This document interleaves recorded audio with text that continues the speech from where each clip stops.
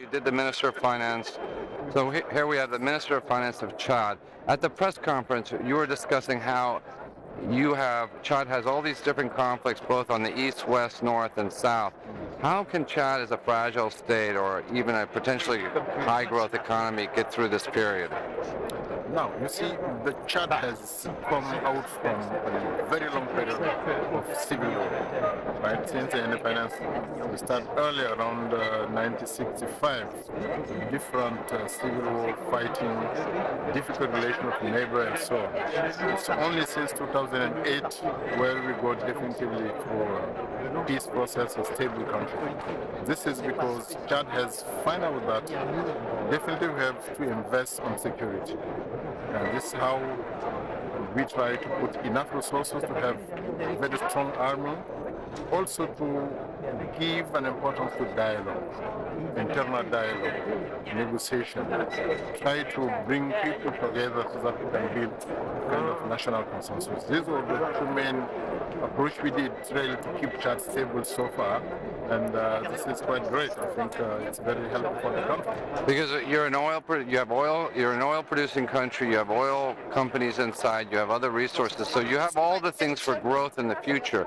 And and how as a minister you manage, you have Libya, I think you have Darfur, these problems that are external. How do you keep that going, and can you as a country really get this going?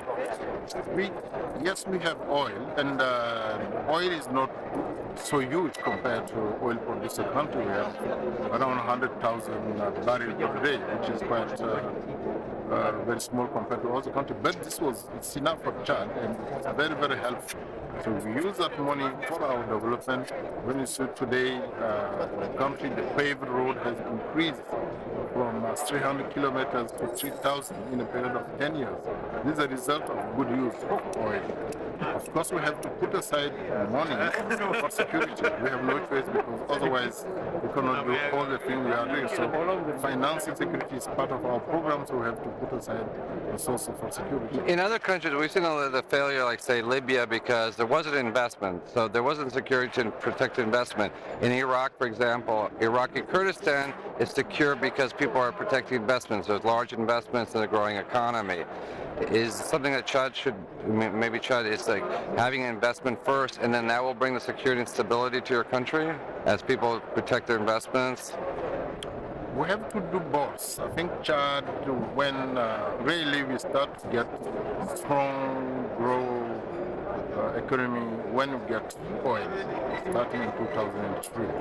But we have to ensure that we get both of them, both protecting the economy, protecting the investment, and at the same time put appropriate resources. Because if you don't have appropriate resources on security, then you cannot protect your investment. But you have to continue to invest, you have to continue to keep the growth going on, and to also invest on security. Both sides has to work up, and particularly in the region where Chad is, definitively there is no way we cannot give appropriate importance to the security investment, but at the same time we have to ensure that the population really receive the benefit of the growth.